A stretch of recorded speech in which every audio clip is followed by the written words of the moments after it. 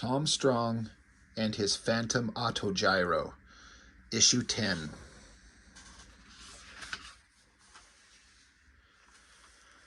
Greta Gabriel later confided to a girlfriend that Tom Strong made love to her 8 times in the night before the strange voyage of October 1925. She said his love seemed urgent and abandoned. They explored new things. She'd have been shocked if not for his schoolboyish wonder at each fresh discovery. As morning neared, they lay together on the narrow bed. Outside the cable cars were beads of dew on tungsten cobwebs glittering under the exhausted moon. The perfume of Tom Strong's Goloka cigarette slid lazy coils about the room. "It's your last night amongst the living, Tom," said Greta Gabriel. "I know that," said Tom Strong.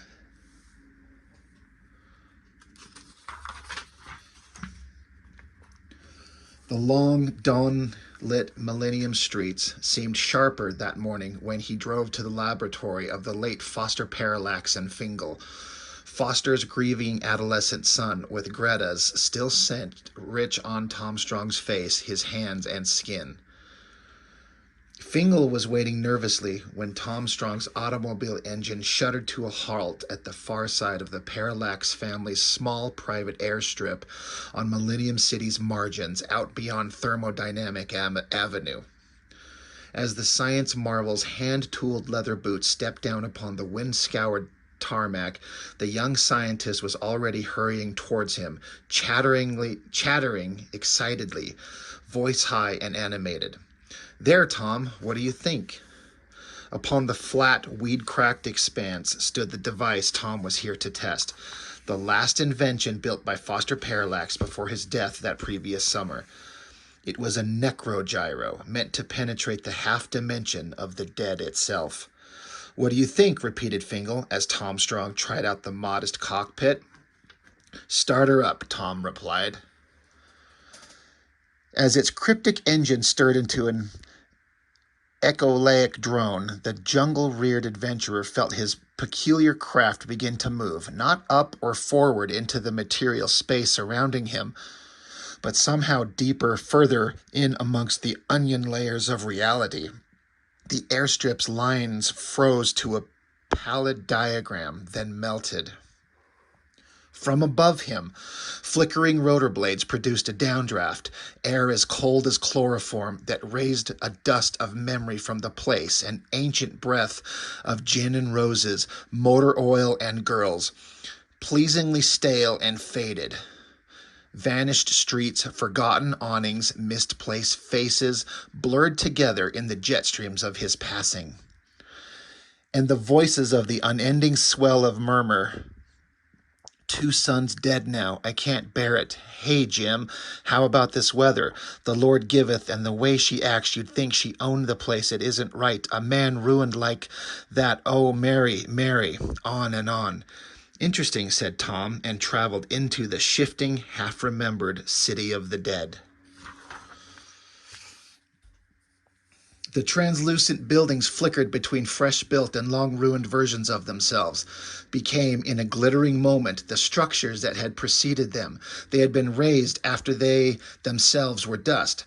Crossing the paved-over parklands, ducking in and out of the demolished side streets, the dead were everywhere.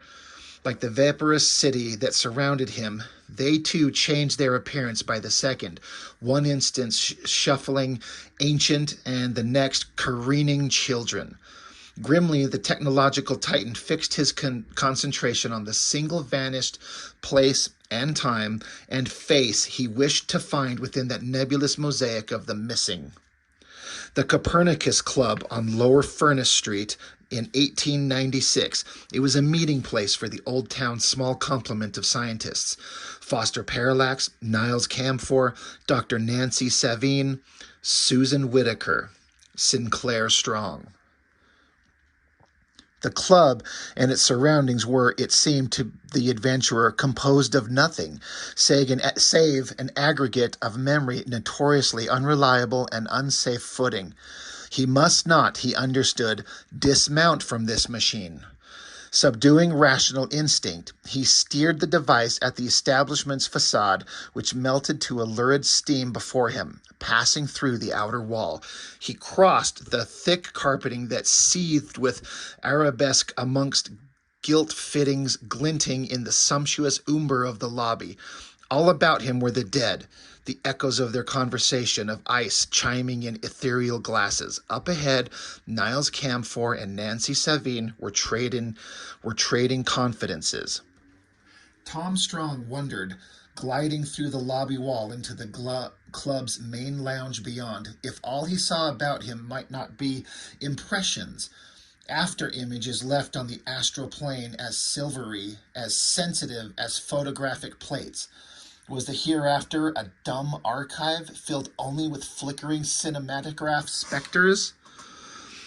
A worn album rusting with the faces of the loved, the mourned, gone forever. They were waiting for him in the lounge. Sinclair Strong, in evidently sparkling form, was holding forth concerning the effects of increased gravity upon domestic fowl. His audience, Foster Parallax and Susan Whittaker, stood arm in arm, both listening with a rapt attention, although of the pair, it was the woman that seemed most enthralled. She seemed to catch her breath, the color at the taller scientist's every gesture. Tom Strong understood with sudden certainty that Susan Whittaker, his mother, had been betrothed of Foster Parallax. His father, Sinclair Strong, more handsome and assured, had clearly stolen his best friend's intended bride. Though Tom Strong's feelings for his father were ambiguous, his mother's beauty all but stopped the science champion's thunderous heart. He had to touch her. They had touched so seldom.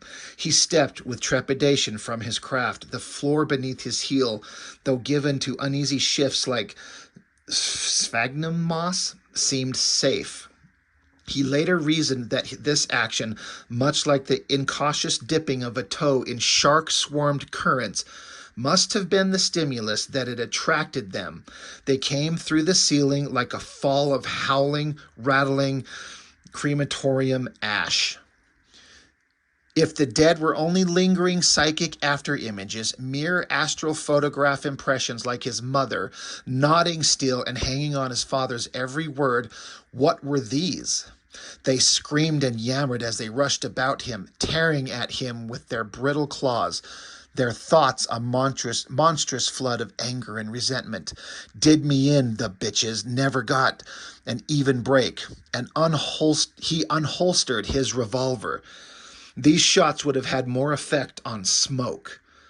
Cursing, Tom kicked and swung the marauding shades, fighting his way back to the controls of the ectogyro. Could these wraiths be photo echoes like the others, only more degraded, faded, with the sense of them bleached out like daguerreotype prints, leaving only noise and incoherence? He eased back on the throttle, and the idling engine growled. As the craft moved forward through the gibbering and gnashing horrors, foamed about it, and kept pace like some necrotic hornet cloud, the lounge of the Copernicus Club started to recede into the shimmering montage of bygone moments in the vessel's wake. "Goodbye, Mom," said Tom Strong. "Goodbye, Dad." As he steered closer to the shorelines of the quick and the warm, the charnel horrors in his slipstream set up a frustrated shriek of rage. Their reaching fossil fingers still raked at his shirt, his hair. Ignoring a protesting shudder from the framework of his vessel, Tom Strong gunned the engine harder. The clatter, noise, and sheer clarion stench of his assailants fell away behind Tom Strong, while all about him, in a framework made from phosphorescent wire and filament, the blueprint skeleton world became apparent. He saw the landing strip and Fingal Parallax. There was a hideous metallic screeching. Suddenly, he felt the bruising concrete of the airstrip, almost reassuring. under his grazed forearms. There behind him, the machine lay smoldering, wrecked by its re entry into the realm of substance. Fingal Parallax was helping him stand up. "What did you see, Tom?" he was saying. "Did the dead have any messages?" "Yes," said Tom Strong. "Leave us alone." Across the airstrip, off amongst the cable car webbed spires of old Millennium, the living were yawning and arguing and making love carelessly, as if they had all the time in the world.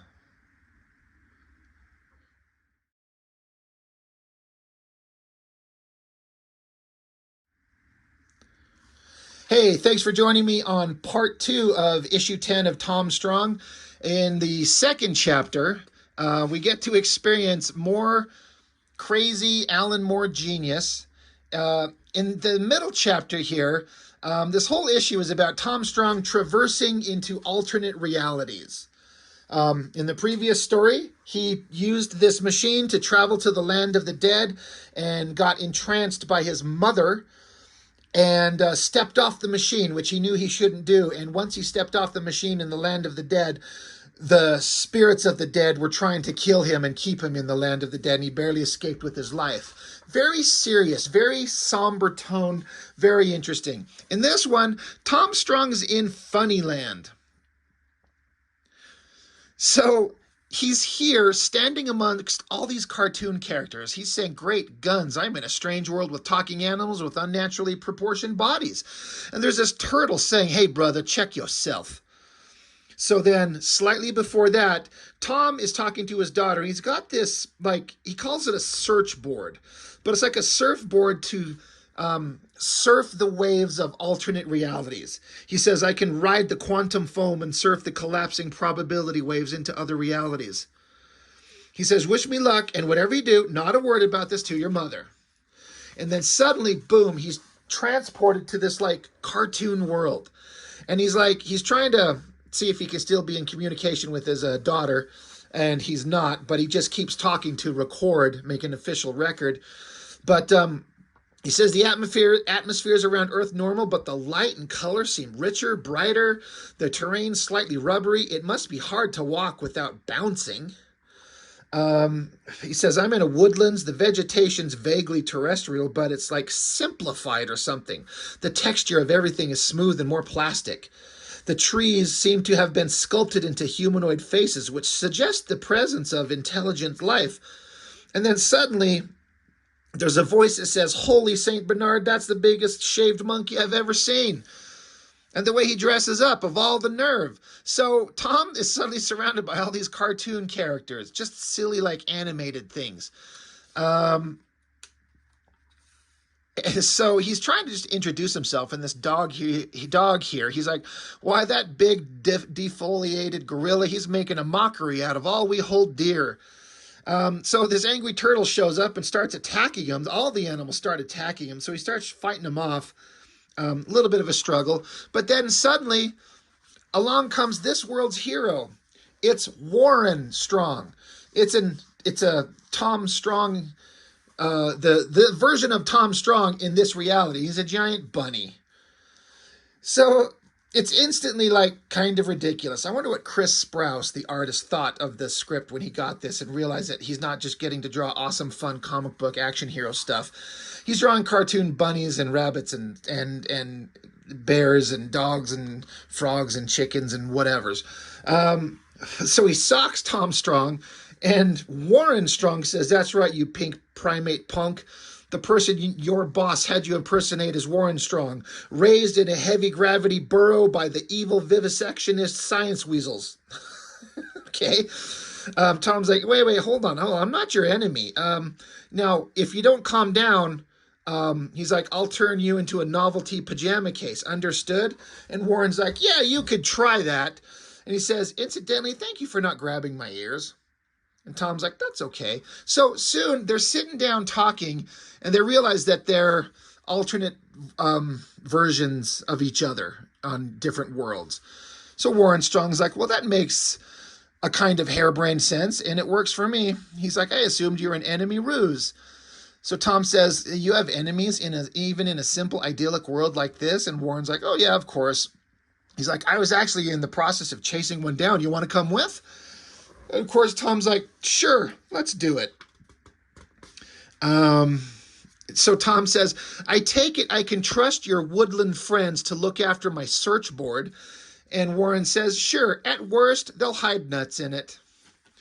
So anyway, they keep searching, and they find some giant carrots, which obviously would be something to attract a bunny. But Tom says, wait, hold on. Your sense of smell probably isn't as strong as mine, but look, it's a trap. It's like a bear trap. And so Warren's like, oh my God, thank you for, you saved me from a tough situation. And then suddenly there's a voice off to the side. And then we get Basil Savine, and he's got a giant robot called a Huntertron. And he's got a giant double-barreled shotgun, a metal hunter's hat. Like, this is just a Looney Tunes cartoon. This is like Bugs Bunny and Daffy Duck and, Wabbit season kind of shit. But this Basil Savine has also captured Warren Strong's bunny girlfriend. She says, hop for it, Warren, my love, save yourself. Warren says, oh no, that bushy-tailed bandit has made a hostage of my curvaceous co-parent, Patience. Savine, you beast, if you harmed one tuft of her tail... And then Savine, he's like, don't fret, you bob-tailed buffoon. You'll be joining your lady friend soon enough in a scrumptious rabbit pie. Let them have it with both barrels, my steel-plated slave. Boom, boom, ha, ha, ha. And so Tom's like, yeah, this is an animal version of my own thankfully deceased foe, Paul Savine. So Giant Robot Hunter is pointing the giant gun at him, but of course he's slow as hell. So Tom's and Warren, they both get the idea.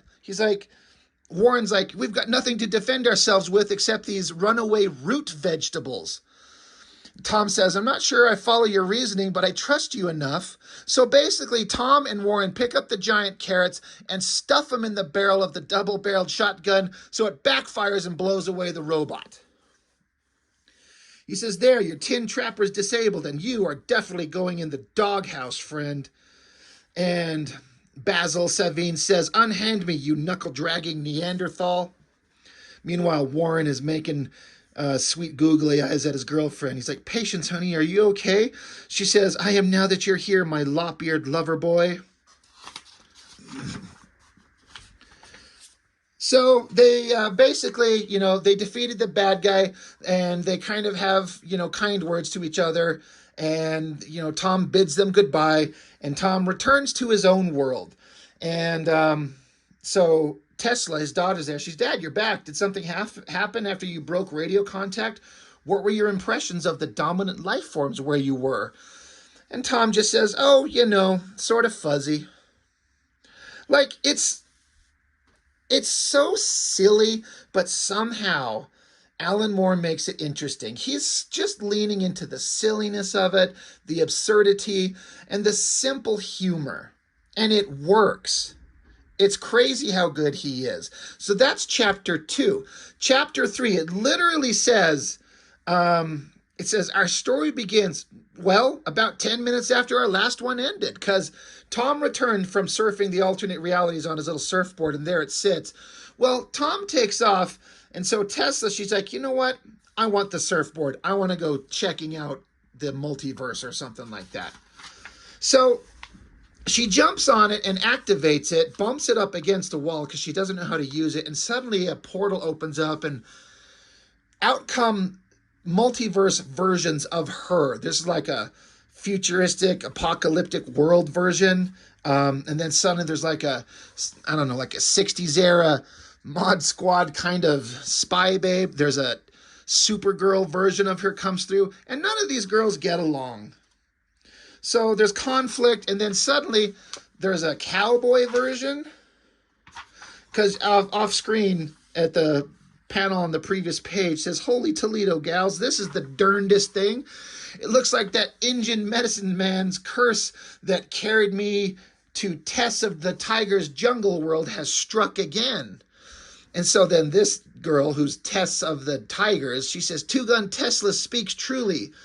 So it's just cowboy version, cave girl version, just a bunch of versions of them. They all show up and they start having conflicts again. When Tom Strong shows up, he's like, what in the hell is this? What did I tell you about fucking with my gadgets, lady?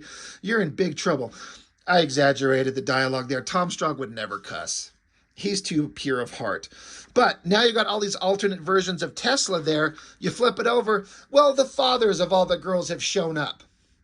And they're like, yeah, our daughters are a bunch of pains in the asses, and we're sorry that they've, made a mess of things. So they all kind of like shake hands and, have bland pleasantries and go about their way. And Tom notices that Tesla fucked up the front of his board. And so he's basically going to punish her here, punish her. And it ends on a nice lighthearted note. And this is another thing. It's another kind of version of how Alan Moore will have interesting adventures for these characters to get in, but often it doesn't end in some ridiculous brawl where everyone has to punch and fight and stab each other. They're just kind of have a conflict, like the girls are fighting, but then their dads show up and they're all Tom Strongs are awesome.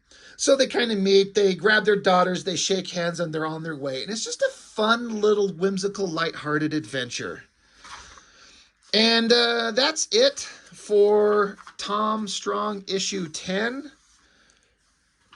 The next book is part 1 in an extraordinary two-parter that introduces a major character from Tom's past.